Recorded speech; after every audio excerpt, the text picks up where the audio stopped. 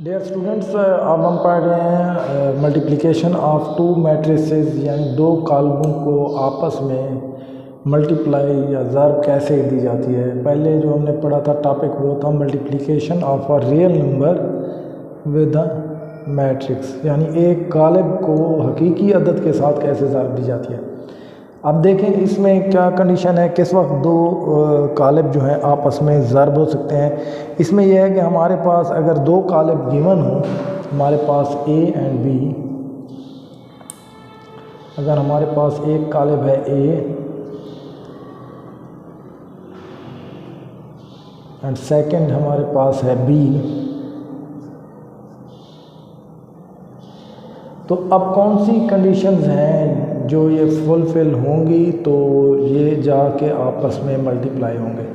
सबसे पहली कंडीशन ये है कि हमें मल्टीप्लाई करना कैसे है, यानी हमने ए बी मालूम करना है या बी ए, ये हमने मालूम करना है या फिर बी ए मालूम करना है।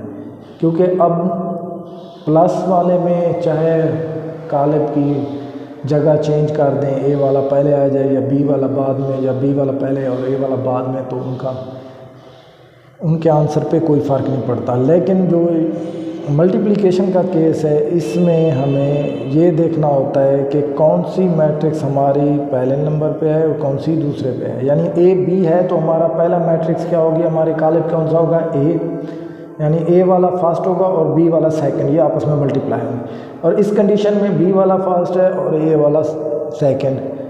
अब इसमें फ़र्क क्या है, ये कंडीशन क्यों देखी जाती है, क्योंकि ये है कि जब हम मल्टीप्लाई करते हैं तो जो पहला कालिब हमें गिवन होता है उसके हमने देखने होते हैं नंबर ऑफ़ कॉलम्स, यानी उसके कॉलमों की तादाद अगर दूसरे कालिब के कतारों के बराबर है तब जाके ये फ़ैसला होता है कि ये दो कालिब आपस में ज़र्ब खा सकते हैं। अदरवाइज़ अगर नहीं है तो हम ए बी का आंसर लिखेंगे कि ये आपस में मल्टीप्लाई नहीं हो सकते। वो फिर आगे देखते हैं कि मल्टीप्लाई होते कैसे हैं। सबसे पहले तो इनकी ये कंडीशन देखनी है। अब देखें ए बी के केस में ए के दो कॉलम हैं, अब कॉलम तो दो हो गए ए के, अब बी के क्या है, दो कतारें होनी चाहिए लेकिन इसकी एक कतार है। इसका मतलब है हम ये कह सकते हैं कि ए बी पॉसिबल नहीं है, यानी ए को मल्टीप्लाई करना बी के साथ पॉसिबल नहीं है। अब हम देखते हैं बी ए, यानी कि अब अगर हम बी को फर्स्ट रखते हैं तो इसका मतलब ये है कि बी के कॉलम और ए के जो है वो कतारें आपस में बराबर होनी चाहिए, क्योंकि अब ये वाली कंडीशन देख रहे हैं जिसमें बी फर्स्ट आया हुआ है। तो अब इसमें यह है कि हमारे पास कॉलम बी में 3 है और ए में देखें कतारें कितनी हैं, 2, यानी ये दोनों कॉलम ए और बी आपस में मल्टीप्लाई नहीं हो सकते, इनको हम मल्टीप्लाई नहीं कर सकते। अब देखें हम दूसरा क्वेश्चन देखते हैं। दूसरे क्वेश्चन में अब हमारे पास ए है 2 3 4 5 एंड बी है हमारे पास कॉलम 4 एंड 1। अब इसमें देखें, इसमें अब हम चेक करते हैं क्या ए बी पॉसिबल है, यानी ए और बी का मतलब क्या है, ए को मल्टीप्लाई करना बी के साथ, क्या ये पॉसिबल है कि हम कर सकते हैं। अब इसमें देखें ए के लिए क्या कंडीशन होनी चाहिए, सबसे पहले इसके कॉलम की तादाद कितनी है, 1 और 2, और बी में कतारों की तादाद 1 और 2, यानी अब ये बराबर हो गए हैं। ए के 2 कॉलम हैं और बी के जो हैं वो 2 कतारें हैं। अब ये तो कंफर्म हो गया कि ये आपस में मल्टीप्लाई हो सकते हैं। अब ये मल्टीप्लाई होंगे कैसे, आगे आप देखें, आगे हम इसको सॉल्व करते हैं। अब ए बी है, ए मल्टीप्लाई बी, इसमें हम ए लिखेंगे। अब आपकी मर्ज़ी है, आप मल्टीप्लाई की अलामत डालें साइन या ना डालें, कोई इशू नहीं है। इसका मतलब यही होता है जिसमें साइन ना हो के मल्टीप्लाई हो रहे हैं। तो अब देखें मल्टीप्लाई का रूल क्या है। वो तो पहला रूल ये था कि इनकी आपस में कॉलम पहले के और दूसरे कतारें बराबर होंगी तो ये दो कालिब आपस में ज़र्ब हो सकते हैं। तो ऑब्ज़र्व हो कैसे सकते हैं। अब इसमें देखें, अब इसमें सबसे पहले हमने लेनी होती है फर्स्ट रो, पहले की। अब पहले की फर्स्ट रो लेंगे और दूसरे के पहले कॉलम के साथ, इसमें है टोटल एक कॉलम, तो एक कॉलम के साथ हम मल्टीप्लाई करेंगे। तो इससे मल्टीप्लाई करने से हमारे पास क्या आंसर आएगा। आप देखें, सबसे पहले ये पहला अदद जो है ये पहले से मल्टीप्लाई होगा, 2 × 4। अब ये पहला अदद पहले अदद से हो गया कॉलम के। अब दूसरा अदद जो है वो दूसरे से होगा, लेकिन इनके दरमियान अलामत अभी एक ही अदद हमारा बनेगा, तो इनके दरमियान अलामत प्लस की आएगी, फिर जाके दूसरा मल्टीप्लाई होगा 3 × 1।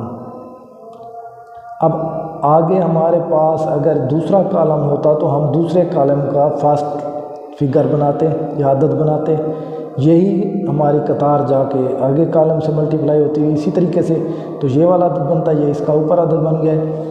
अब इसमें है नहीं तो फिर हम क्या करें, अब दूसरी कतार ले रहे हैं तो फिर हम नीचे आ जाएंगे, ये नीचे है। अब इसी तरीके से दें, पहला जाके पहले से मल्टीप्लाई होगा 4 × 4, दरमियान में प्लस, और 5 × 1।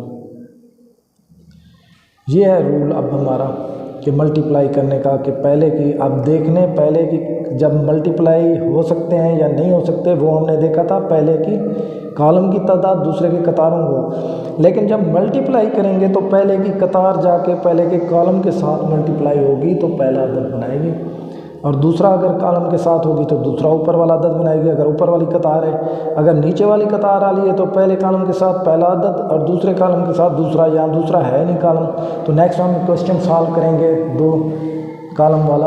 अब देखें इसमें आंसर क्या आता है इसका, 4 × 2 8 प्लस हो जाएगा 3, 4 4 16 प्लस हो जाएगा 5। अब हमारे पास जो आंसर आ गया है वो आ गया है 11 और नीचे आ गया है 21। तो ये अब हमारा आंसर है ए और बी का, यानी ए और बी को हमने जब मल्टीप्लाई किया तो ये आंसर है। अब इसी तरीके से इसका बी और ए देखें, यानी अब ये साबित करें क्या इसका बी और ए भी मुमकिन है, यानी अगर बी पहले आ जाए और ए कॉलम दूसरी जगह पे आ जाए तो अब क्या है। अब देखें पहले के क्या देखने होते हैं, कॉलम। अब पहले के कॉलम कितने हैं, 1, दूसरे की देखी जाती हैं कतारें, दूसरे की कतारें हैं 2, यानी हमारे पास ये मुमकिन नहीं है, बी ए मुमकिन नहीं है इस क्वेश्चन का, सिर्फ ए बी मुमकिन हो सकता है। तो अब देखें नेक्स्ट क्वेश्चन, अब इसमें एक कॉलम था बी का, अब हम 2 कॉलम लेते हैं। अब हमारे पास ए है 2 3 4 5 और बी हम ले लेते हैं 4 1 3 1। अब देखिए इस कंडीशन में अब हम देखते हैं हमारे पास ए बी मुमकिन है या नहीं है, और बी ए, ये दोनों हम चेक करते हैं, क्योंकि मोस्टली हमारे जो क्वेश्चन होंगे एक्सरसाइज में यही होंगे मल्टीप्लिकेशन के उसमें। तो अब ए बी के लिए क्या होगा, ए के कॉलम की तादाद बी के कतारों के बराबर हो, इसके 2 कॉलम हैं और इसकी 2 कतारें हैं, मुमकिन है मल्टीप्लाई हो सकता है ए और बी। और अगर बी ए को देखें तो इसमें क्या है, नंबर ऑफ़ कॉलम 2 हैं, इसमें नंबर ऑफ़ कॉलम उसमें बी के, क्योंकि अब बी फर्स्ट आ गया है बी ए के केस में, तो इसके नंबर ऑफ़ कॉलम 2 और इसकी कतारें भी 2 हैं। तो ये दोनों केसेस में मुमकिन है मल्टीप्लाई हो सकते हैं, ए बी करें या बी ए करें। तो अब हम करते हैं ए बी 2 3 4 5। अब इसके साथ अलामत लगाएं या ना भी लगाएं, सिर्फ ब्रैकेट लगे तब भी पता चल जाएगा कि ये मल्टीप्लाई हो रहे हैं आपस में। तो अब इसमें आंसर क्या आएगा, हमने पहली कतार लेनी होती है इसके और पहले कॉलम से मल्टीप्लाई करेंगे तो हमारा ये वाला अदद बनेगा, ऊपर वाला पहले कॉलम का पहला अदद, यानी पहली रो और पहले कॉलम का पहला अदद बनेगा। अब 2 मल्टीप्लाई होगा 4 के साथ, 2 और 4 मल्टीप्लाई होकर 8 बना देंगे, मैं डायरेक्ट मल्टीप्लाई कर रहा हूँ। अब दरमियान में इनके जब दूसरा अदद लेंगे तो प्लस की अलामत लगाएंगे रूल के मुताबिक, तो 3 जाके 1 से होगा तो 3 आ जाएगा। अब इसी तरीके से हम अब क्या कर रहे हैं, यही कतार ले रहे हैं और कॉलम दूसरा ले रहे हैं। अगर दूसरे कॉलम में जा रहे हैं तो हम दूसरा कॉलम का अदद बनाएंगे, 2 जाके 3 से मल्टीप्लाई होगा तो 6 रूल के मुताबिक, दरमियान में प्लस, और 3 को 1 से करेंगे मल्टीप्लाई तो 3 आ जाएगा हमारे पास। ये अब ऊपर वाली रो हमारी दोनों कॉलम के साथ मल्टीप्लाई हो गई है। अब हम करते हैं नीचे वाली रो को कि 4 जाके 4 से मल्टीप्लाई होगा तो ये बन जाएगा 16, दरमियान में अलामत आएगी प्लस, फिर जाके 5 मल्टीप्लाई होगा 1 के साथ। अब इसी तरीके से यही कतार जाके दूसरे कॉलम के साथ मल्टीप्लाई होगी और दूसरे कॉलम का नीचे वाली रो का अदद बना जाएगी दूसरा। 4 जाके 12 से मल्टीप्लाई होगा, ये बन जाएगा 12, और 5 जाके 1 से होगा तो 5। अब इनको प्लस कर लें, प्लस करने से देखें क्या हमारा आंसर आता है।